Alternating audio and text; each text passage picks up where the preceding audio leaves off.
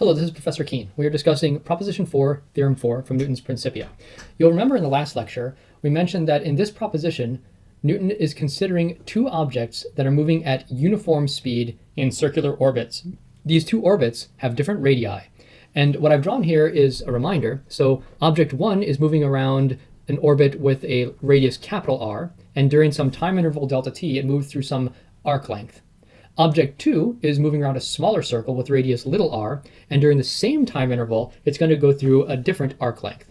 And what he's claiming in Proposition 4, Theorem 4, is that, first of all, a centripetal force is required to hold each body in its orbit, and that's what we proved in the last lecture.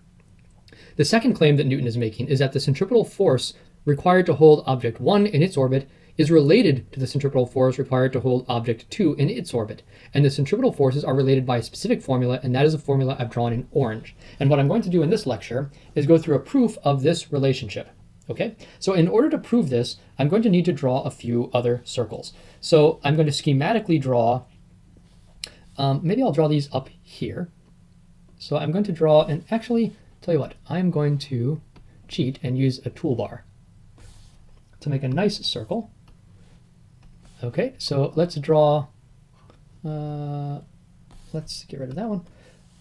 Let me draw one circle, a big circle right here, and a small circle right here.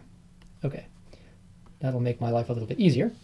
And now I'll go back to my regular marker. Okay, so I have those two circles, and let's draw some lines on these circles. You'll see why I'm doing this in a moment. Okay, so let's suppose, first of all, oops, that's not what I want to do. I want to get rid of that. Okay. I'm going to draw the diameter of this circle, and I'm going to label some points. So this will be point A, this will be point B. By the way, while I'm drawing, I'll mention this is meant to be the orbit of this body. This is meant to be the orbit of this body. Okay. I'm going to label the center of the circle S, and I'm going to draw a tangent like this, and then drop it down like this. I'll label these points right here. This will be point E, and this will be point B. I'm drawing all capital letters here, by the way. And this point we will label capital C. And then I'm going to draw a line from here to the center of the circle. And I'm also going to draw a line here to that edge of the circle. Okay, and I'm going to do the same kind of thing over here, except I'm going to use small letters. So this will be a small s, this is a capital S, this will be a small a. I'll draw a tangent once again to a small e, drop down there, call this small b, come over like this, small c. Oh, that's not very straight. Try that again. That's even worse. Try one more time. It's better. Okay, and then let me continue this diameter down here to point. Why do I have 2 point B's? Oops, this was meant to be a point D, so I messed this up. This is point D, by the way. This is point D down here. And then another line. Oh, I just have a lot of trouble with that one. That's a horrible line, but that's going to have to suffice. Okay, now, how am I going to use these diagrams? So here's the argument. As this object, let's suppose this object is starting out at point A. And if it's starting out at point A, if there was no centripetal force acting on the body, then it would end up over here at point E. It would just sort of go in a straight line. So if something was in an orbit and suddenly you turned off the centripetal force, it would go off at a tangent. It would go along to point E. So here's my first point I'd like to make, is that the object that is orbiting would move to point capital E or little e in the case of the second object if there was no centripetal force.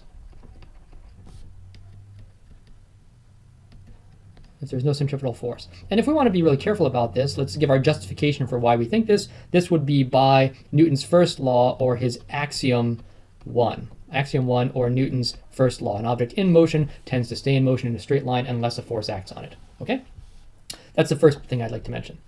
The second point that I'd like to mention is that, well, when there is a centripetal force, it is going to deflect the object. So if there's a centripetal force acting inward, the centripetal force is going to deflect it inward, and it's going to cause it to move along the arc instead.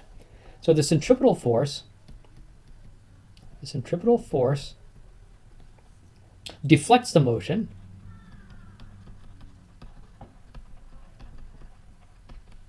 by the length of the line segment EB. So this line segment. So whereas it would have ended up over at E, instead it ends up at this point right here, which is deflected by a length EB.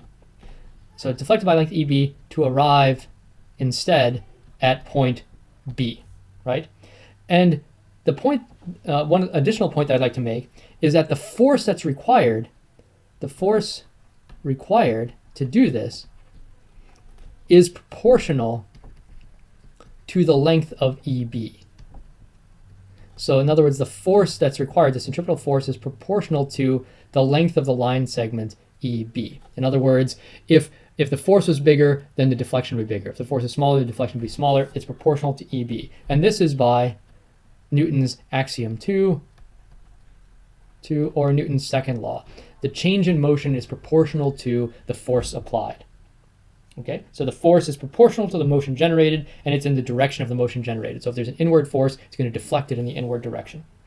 Okay, and it's likewise over here, whereas the object would have arrived at small e, it arrived at small b, and so the force acting on the small one is going to be proportional to the line segment EB, right?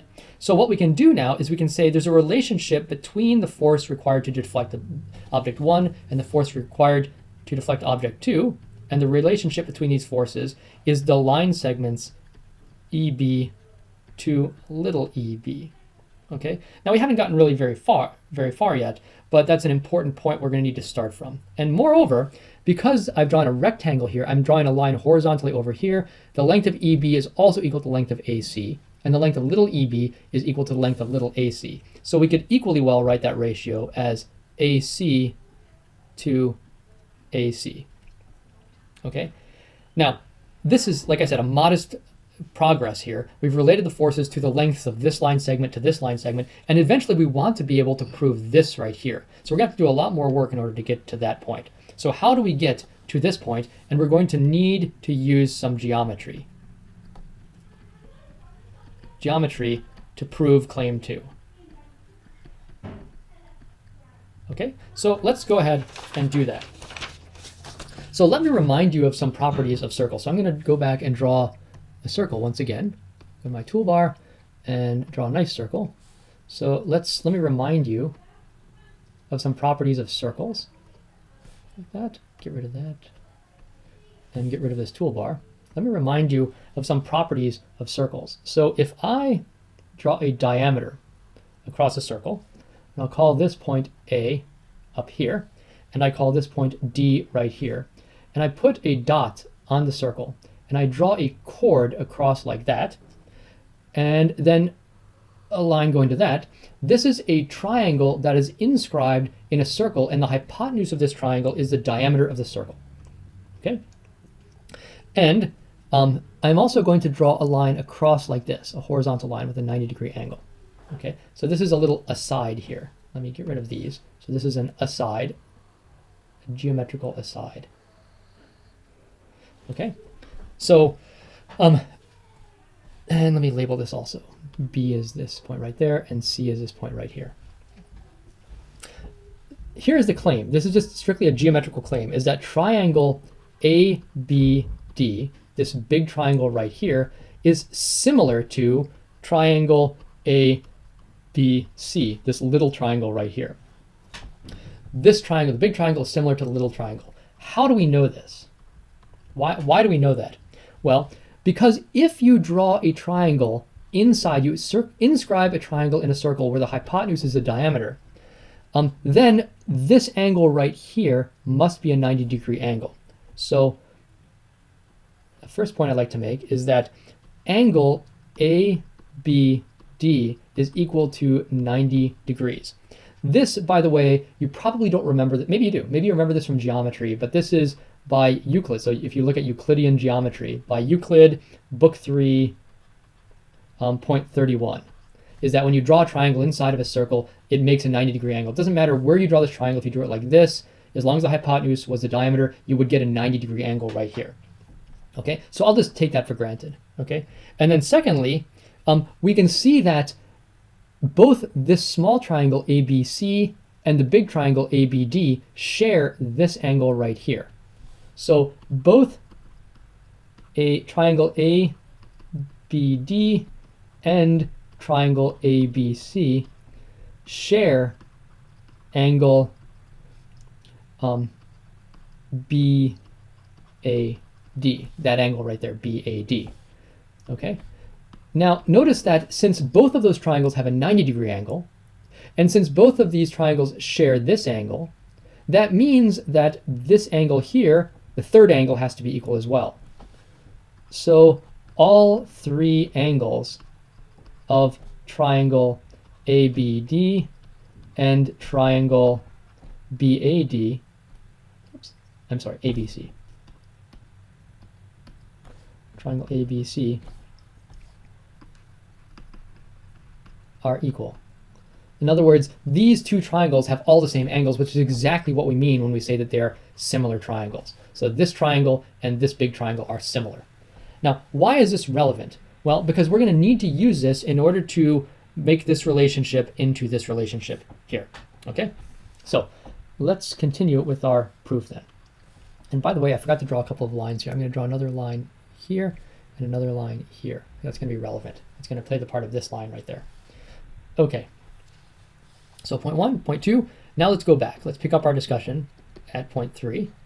Okay, so this all over here was an aside, just because that's going to be relevant for our argument.